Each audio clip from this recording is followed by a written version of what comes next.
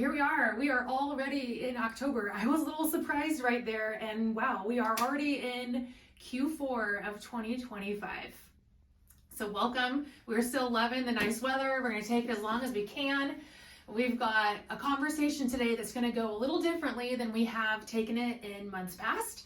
So the numbers might look very familiar. The charts might look, the graphic might look very familiar. We are pretty predictable, but we're going to throw in some new information and spark some different thoughts, hopefully. So here we go. We're changing it up. Normally we start with the average sales price, which we'll get to that, but that's going to lead us into our bonus info. So hang on. All right, when we look at closed sales, we were down about 9.7% this September to where we were in September of 2024. Not really surprised by that. Everything has just kind of shifted down in the last 3 years, and we're in that kind of lull of the real estate market. We're trying to get out of it, but interest rates really haven't done what we thought they were going to do, and we've been stuck here for a little longer than what we thought. So down on our closed units this time this year versus the same time last year. All right, homes for sale. This is going to be fun because it might look like we're increasing, which we did, about 12.4% this September versus last September. But here's the thing that I want to remind you. This is where we used to be. So we used to be, when I got into the business, in that 1,500 to 1,700 homes available for sale. And again, this is just in Champaign County.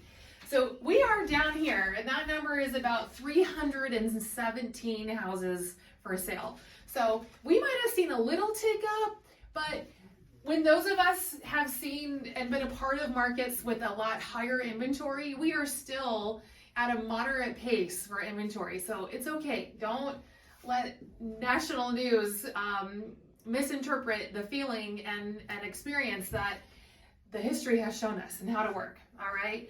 Okay. So what you've all been waiting for is average sales price. So we increased last month by 3.4%, not a huge jump, but when we look at just the last 5 years, we've gone up 44.8%, which is what I want to lead us into some of these other charts. These are different. You haven't seen these before. I was listening to a podcast and thought they referenced some really key information and data, which I put here for you. I'll load this up into our notes and our comment section, but I wanted to point out, I'm so proud of you for being a homeowner. Here's why. Over 2/3 of you have either paid off your mortgage or have over 50% equity in your home. There is so much that you can do with that equity, and I'm a product of that. I recently did a home addition because we love where we live, and we're not planning on moving, especially after that addition that we did, but we use some of the equity in our house to do that. So what other ways can we use equity? And here's the even cooler part.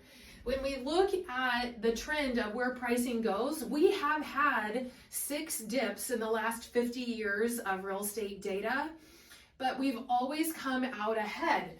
Every drought brings a recovery. So this is on price. This is pricing, and you see the long-term chart. We've had the dips, and we are kind of in a lull. We talked about that with our closed sales. We are going to come out of that dip, and we are going to be ahead. So how much are we coming out? Well, one person predicts that in the next 4 years, we're going to climb 27.4%. That's the highest prediction, but the lowest prediction is 6.7. So I want to remind you how important it is to be a homeowner, to build equity, to have those conversations so that you have leverage for your future.